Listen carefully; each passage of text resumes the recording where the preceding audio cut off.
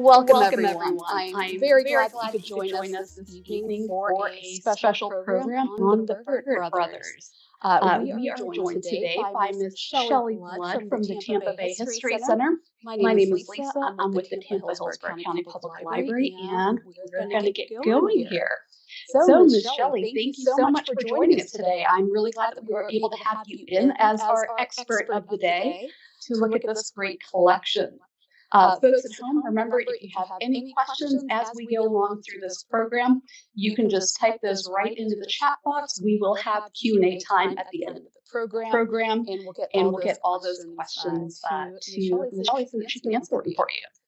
So with that out of the way, I'm going to go ahead and turn my microphone off and my camera off so that you can focus on Ms. Shelley and the presentation. All right, take it away. All right. So I'm going to be talking about the Burgert brothers today. And the Burgert brothers are really a family that took a number of photographs over about a 99-year period. They started quite early. Let's see, we move this forward? Yep. There we go. Oh, you're going to move forward. Okay. So the patriarch of the family, the father, was Samuel Burgert. And he actually started out as a farmer originally, but when photography came to the United States, he immediately got interested in that. And he took it up kind of as an itinerant photographer. So he was traveling around and taking photographs of people. He had a horse and a wagon and a tent and a camera that looked very much like this one in the picture on the right. And the pictures that he would take were called tintypes, and that on the left is what they looked like when they were done.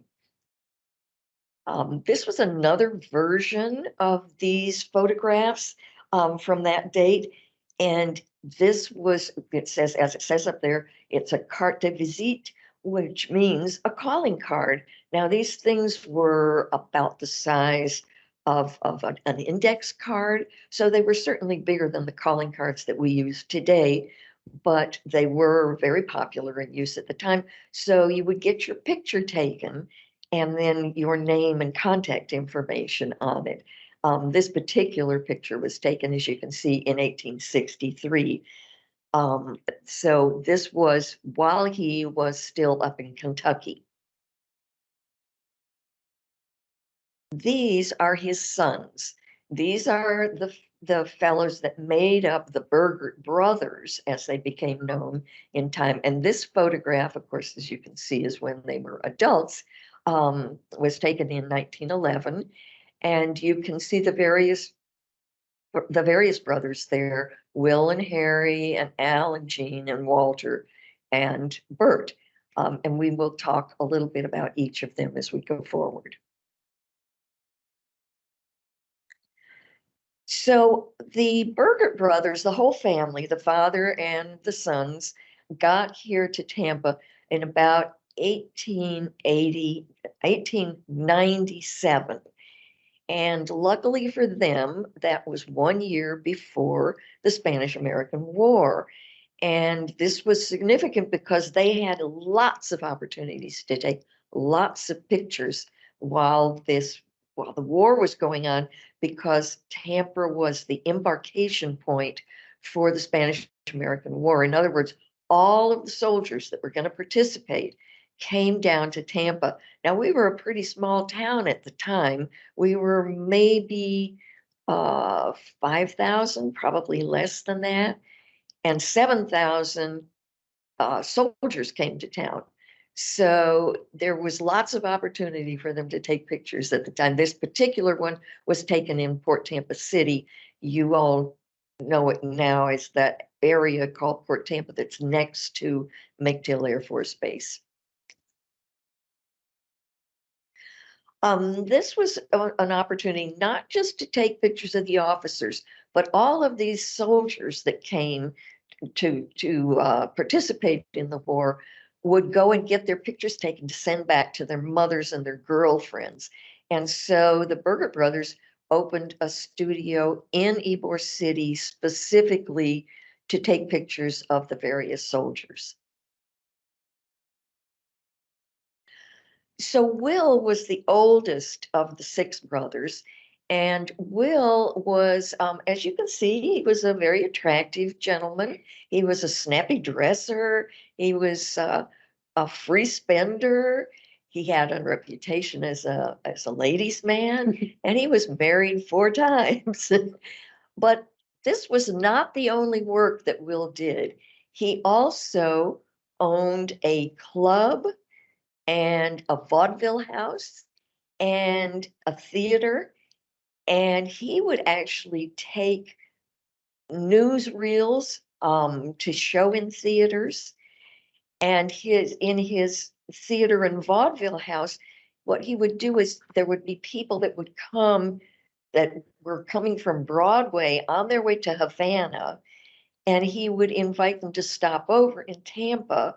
And it didn't cost much for them to do that stopover. And so they would do that. So he had some of the most famous people from Broadway stopping over in Tampa at his places. Next one. He also opened a photo shop. Now, the photo shop says it was 207 East Lafayette. Lafayette was what we now know as Kennedy. It was Lafayette Street up until it was renamed for John F. Kennedy shortly after his assassination. But this was, as if Will didn't have enough to do, he also opened a photography store. This is Harry. He was the second brother. Um, Harry had a studio in Ybor City on 7th Avenue. He and his family lived in the back of the studio initially. He also had his own theater and showman's place down in Key West. And all of those people that Will had hired from New York, from Broadway, to stop in Tampa, that would then go on down to Key West and perform down there on their way to Havana. So this worked out very well for them. Now, Harry was very successful in his business, and he and his wife were successful enough that he bought himself, after just a couple of years, bought himself a house in the very affluent suburb of Tampa Heights. Harry, as you can see from the dates for Harry, Harry actually died young. I think he was 37 when he passed away. But his wife took over the business. Her name was Nettie, and she knew enough about it to take it over for him.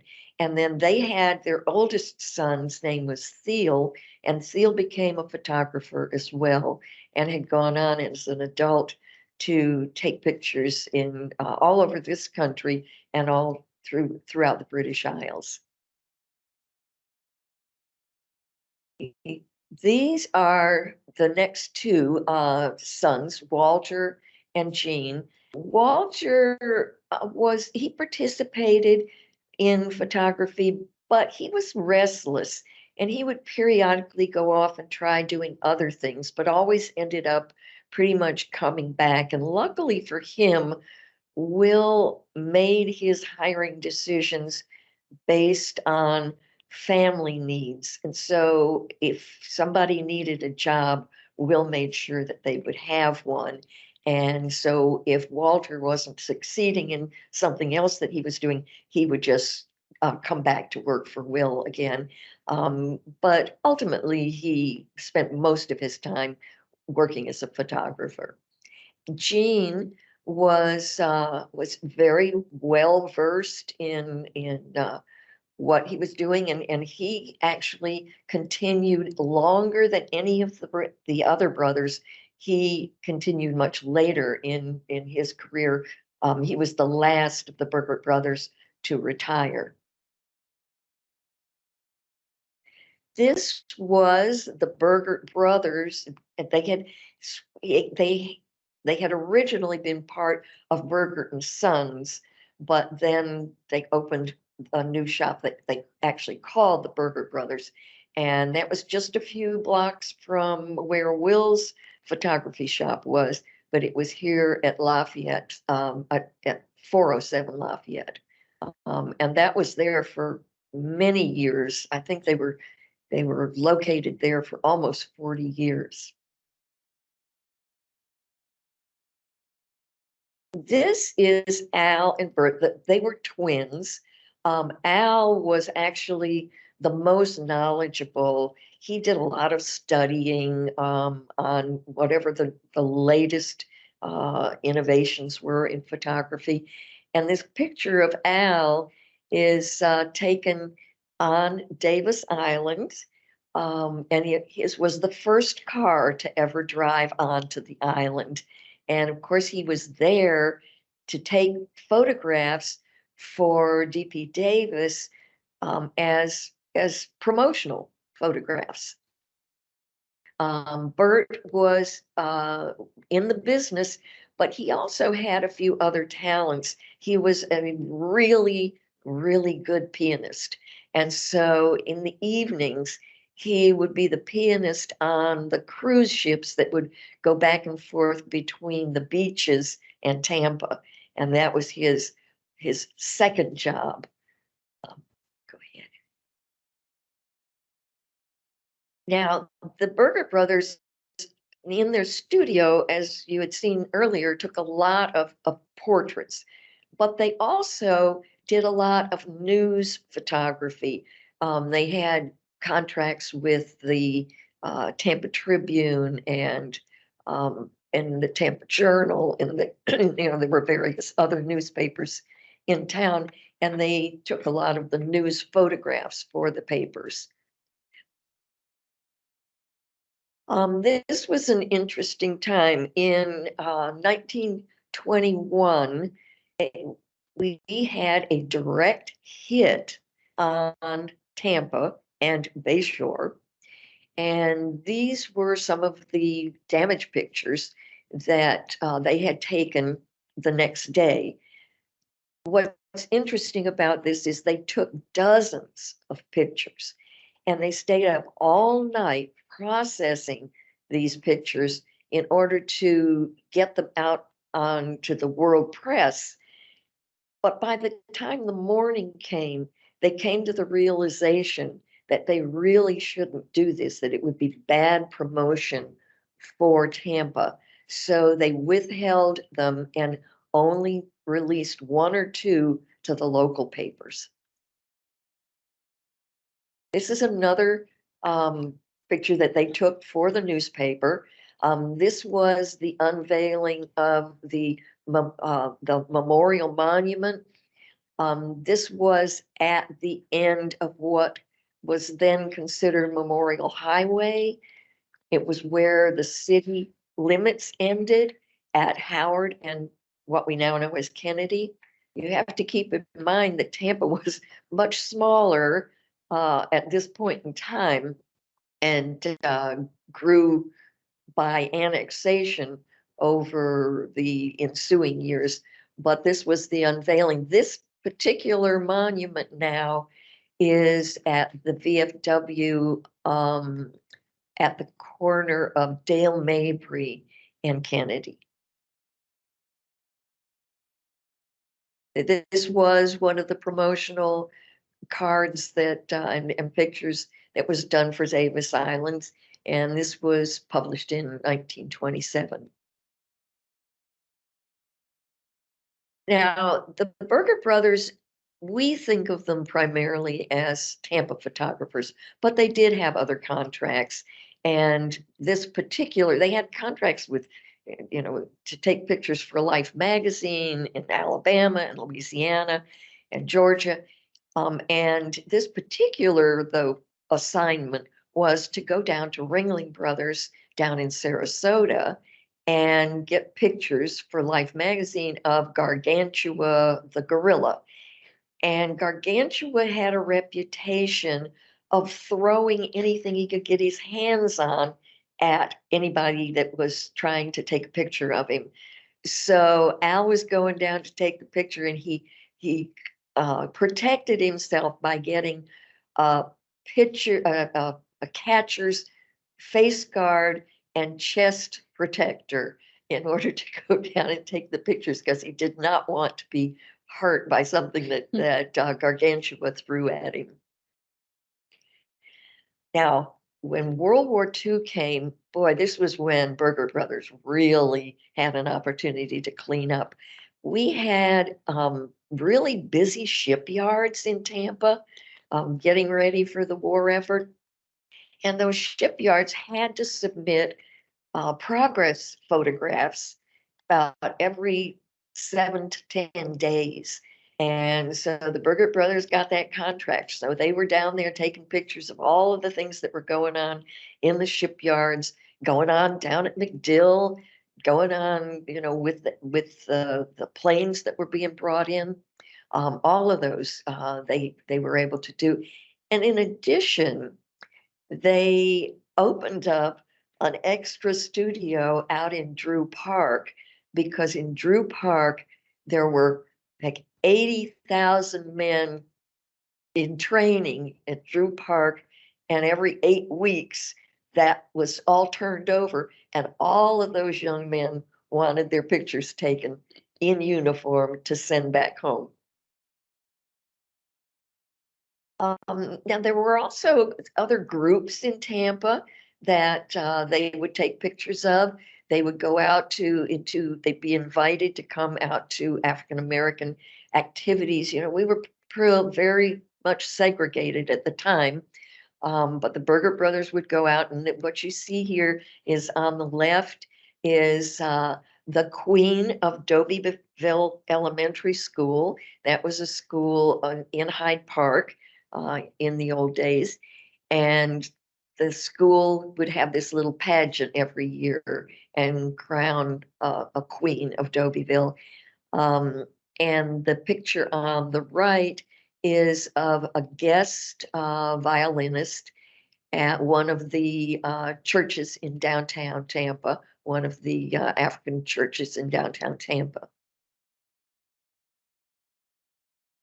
They would also take pictures at the various Hispanic clubs that were in the Ybor City area. And we had Centro Español, Centro Asturiano, the Italian Club, the Cuban Club, and they would take pictures and activities that were held at those clubs as well. I'm not sure, maybe somebody in the audience can recognize that picture that's in the background where these two lovely senoritas are dressed up in Spanish, traditional Spanish outfits. I don't recognize that, but maybe one of you does and would be able to tell us where they were then when their picture was taken. The photograph on the right is the Spanish ambassador who had come to the state fair in Tampa. Now, back in those days, the state fair was held on the grounds of what is now the University of Tampa. At the time, it was the Tampa Bay Hotel. And so they were taking. Now, interestingly, all of the Burgerts all spoke Spanish fluently. They had figured out that this was what they were going to need to do for their business. And so they all learned Spanish. In fact, Samuel, his best friend, was a Cuban photographer that was here in Tampa, and that fellow had actually all of his films processed and mounted by Burgert Brothers in their studio. Now, Al had a couple of favorites that he used to take pictures of every time he had an opportunity.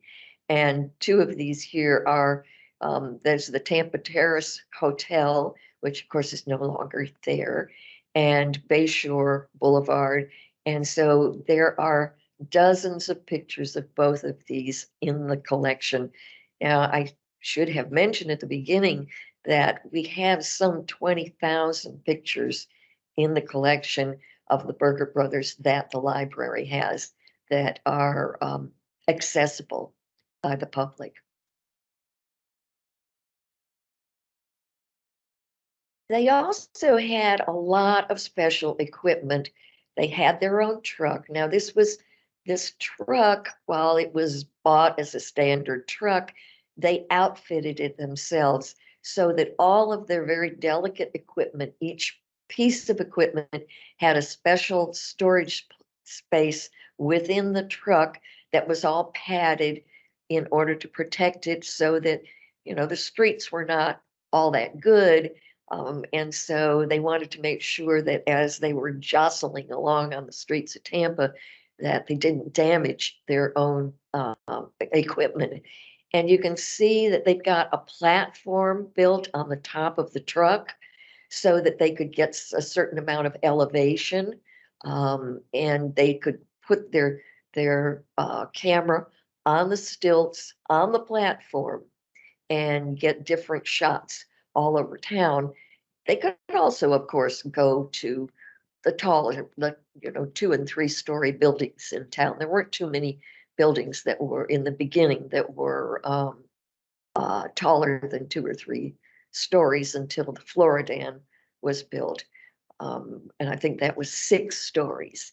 But so they did have some shots that were taken from angles, and I think we have one more um, that they actually had developed a camera especially for aerial shots from planes. Do we have that picture with this? We don't. Okay. Yeah, that didn't make it into this view, but they actually had developed a very special camera that they could use while flying. They also had this circuit camera, and the reason these are called circuit shots is because they were taken with a circuit camera, which technically could give you a 360-degree picture. Now, I've never seen one that has 360 degrees, but you can see that this was quite an extended view there. And these are those kinds of pictures. That first picture, that first circuit picture was actually the Sunday school class at Seminole Heights, which is a very large Sunday school class at the Seminole Heights Methodist Church. And then this second is one of the companies taken at Drew Park. Now here, this is a picture that was taken for an ad in the Tampa Tribune, and it shows off their various cameras, including that very tallest one on the tripod that they could, get those very good angles from.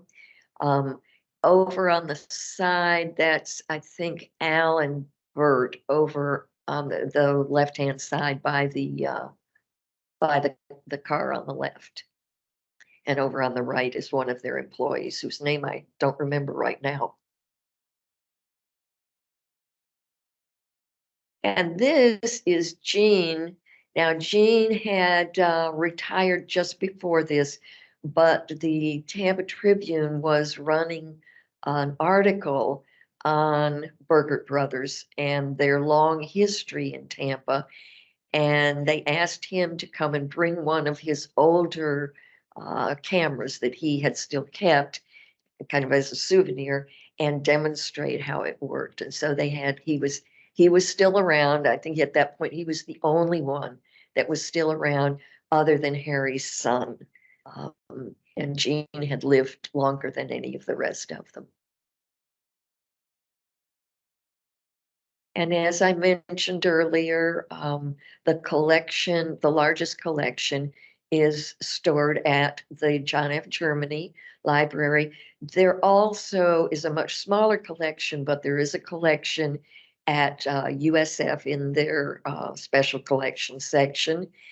And there are a small number in the Florida archives. And then there are a few scattered around in private collections. But certainly we are fortunate that our library system here in Tampa has the largest collection, and many of them and eventually all of them, I think, will be accessible, and many are accessible right now through the website, and Lisa's going to talk a little bit more about that. Thank you so much for those great pictures. I always love to see which picture folks pick out from the Burgert Brothers collection. Uh, so yeah, as mentioned, these are at the John F. Germany Public Library downtown on Ashley Drive.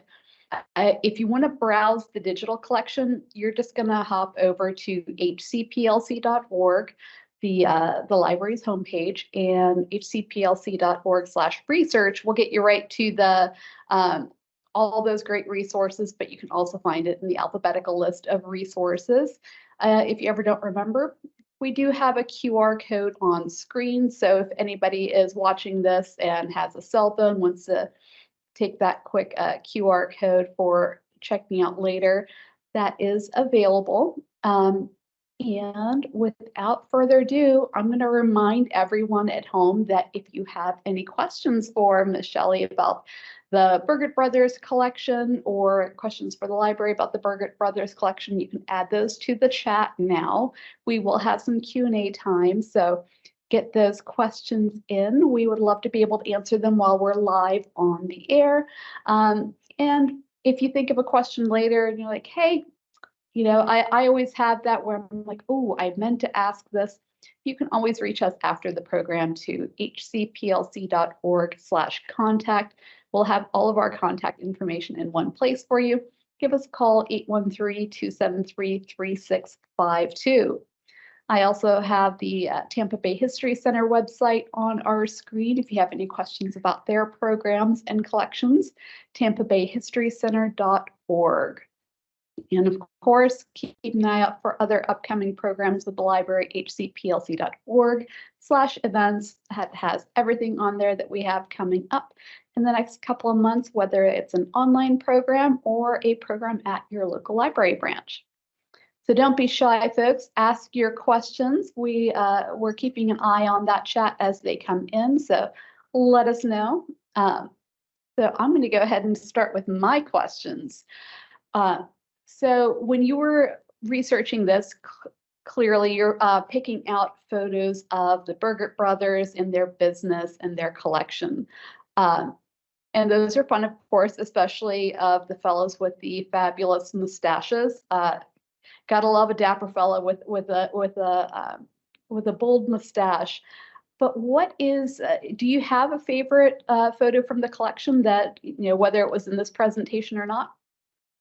I don't have a favorite, but I love the pictures along Bayshore because I like to actually look at them and try and determine which house it is and if it's still there, and then go and look at those. There are a number of the houses that people would actually hire Burgert Brothers to come in and take a picture of their own house. I believe it. And then they'd frame it and put it up. Or they'd send it off to their friends and their relatives, who knows what. But a lot of people would do that. They would hire them to take pictures of their houses. And the other thing that I really got a kick out of was as there was a lot of development going on in South Tampa during the 20s, the 1820s, 100 years ago. And they would have these contracts to go and to help publicize these new developments being places like New Suburb Beautiful and Beach Park and Sunset Park. And so you can see the progression as the developments, as they put the roads in, and then the trees come down, and then the houses start going up, and then the sales office is there, and all of these that are just fascinating, because even though the Burgert brothers did not think of themselves as historians, they in fact were historians, and working with the History Center and developing these kind of PowerPoints to take out into the community and just build awareness of our local history. We really rely on the Burgert Brothers photographs for so many of our history programs that we develop. So depending on the topic, we may use nothing but Burgert Brothers, depending on our topic. That because they were so, the collection was so complete, and it's just been a real asset to us to be able to access those. And then I like the unusual ones, with things like gargantua, something totally unexpected that and you look at it and you go, oh my word, what is this? And then you want the backstory. Yeah, exactly. I think it's interesting that you point out that they didn't think of themselves as historians, and I think that's something that should maybe be underlined, is that you might not be a historian, but the things that we document, the things that we collect, the things that we are witnessing and documenting around us. I mean, every one of us in some form is something that a future historian might be relying on. So, when it comes to things that you value, that are important to you, that preserve that history. It's going to be a lot harder to track down your Facebook post from 2005 about an event, but if it's preserved somewhere else, then there's a chance that someone might be able to rely on that in the future to know what things were like at that time. There's another aspect of this that is very beneficial, and that's that they were meticulous about record keeping. So every photograph, first of all, had a stamp that there was their emblem, their logo. And every photograph, they recorded the date it was taken and where it was, and if applicable, who it was. So that's another way that you can look things up, is you can actually put in a name, a title, an address, a street name, something like that. You can put in the search mechanism in that collection. So that's another thing that has been very useful for us as historians, is the way that they documented the pictures that they were taken. Now, they weren't doing it for me. They were doing it for their own record keeping, right. So they knew who to bill for what. But it's just been so helpful to us to have that kind of record. That's true. That's something I know genealogists in particular really appreciate people who label their photos with lots and lots of information. The Burgert brothers sure were really good at it. And another thing that I noticed with the Burgert brother collection that might not necessarily be the case with all collections is that they had a really broad scope of who and what they photographed. So it's not just necessarily work that would be clearly commercial, or work that captures one group of folks over another. They really captured folks from all different walks of life, from all different classes, in so many different situations. Now, clearly, they were overwhelmingly staged photos, but just looking at the scope of what they captured, I always find impressive when I'm browsing through there, and just doing the random number generator. Let's see what pops up if I pull this image up. You really don't know what to expect. It is a really broad collection that they put together, and it really highlights just how ingrained in the community they were in the greater Tampa area. And there are some photographs in the collection that I can't figure out how it was that they came to take them.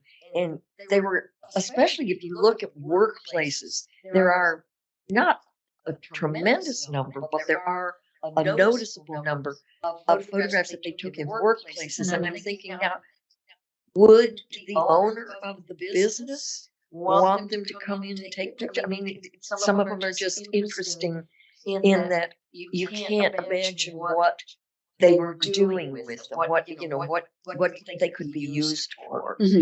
So there are still some mysteries. There's also a kind of a sub collection called the relics, and just because they're called relics, the first thought was that they were older, that they had been part of Fishburne's business when they bought that business from him when he retired.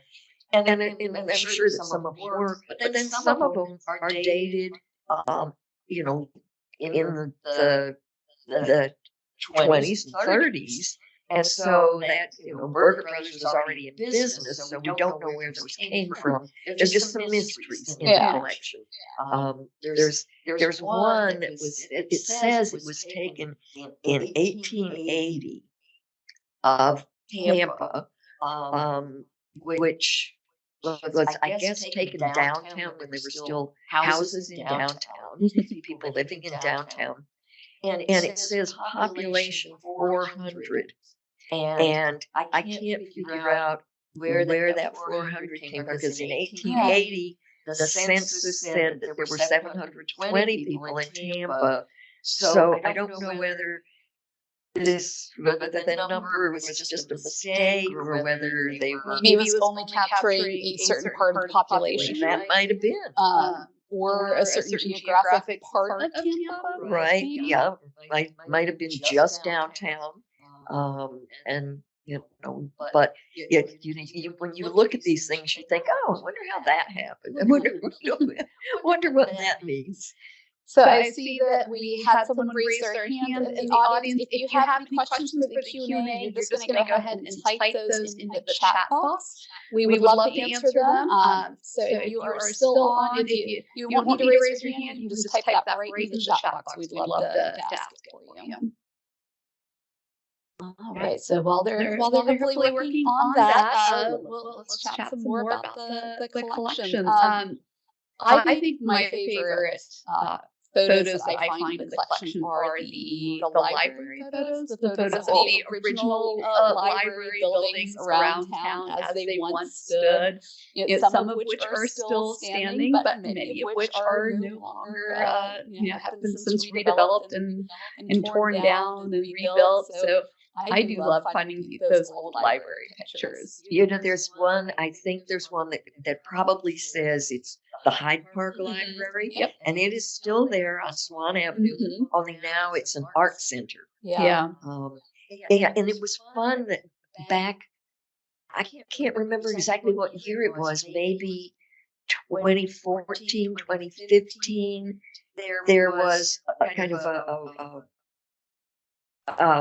look back, and kind of it must have been some kind of an anniversary where there were a lot of old pictures and kind of the history of each of the branches, as they opened and moved around and what have you. I feel like I remember those coming up during Archives Awareness Week, possibly at some point. Probably did, right? Yeah, I think I know which one you're talking about.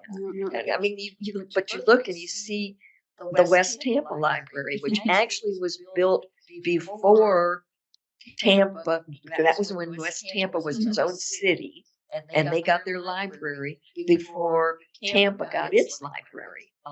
And that West Tampa Library was a Carnegie Library, and that it was, Carnegie had put a lot of money into libraries, but he had a requirement that he had certain things that had to be built, and one of the requirements was that the libraries had to have basements. Yes. That's where my office is, in the Tampa Free Library.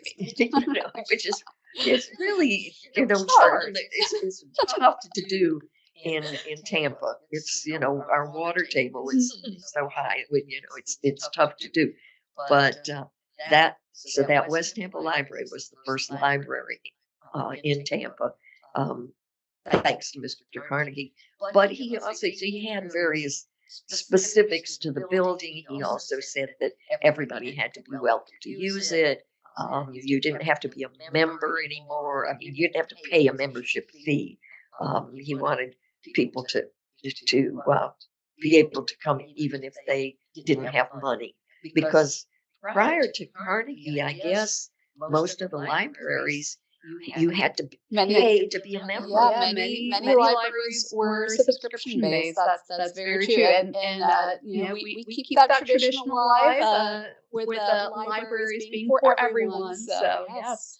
But yeah, so to bring it back to the Burgers, those are my favorite part of the collection is those historic library photos. I do love seeing those older buildings and all the different people going to it and how some things might change. We might have computers and big screens and lots of fancy devices inside now, but hey, that building is still there, and the people going inside are still the same people going inside today that they were then. So that's one of my favorite parts of it. But I do like your idea with the challenge of looking at the historic landscape photos and seeing if you can figure out where it is and which one of the buildings are still there. There's actually a fellow who published a book by taking the Burgert brothers' photographs and then going and trying to locate the same place and taking a picture of it now and putting those pictures side by side.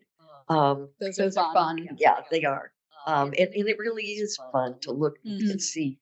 Of course, it's kind of sad when something's disappeared, but I think he's focused more on what's still there and just comparing how it looks. Yeah, those are super fun. Well, it looks like we don't have any more questions coming in, so we'll go ahead and wrap it up here in the next few moments. So if you have any last minute questions, go ahead and type those in. We might still be able to squeeze them in, but I'm just going to remind you that if you think of your question after the program, hcplc.org/contact or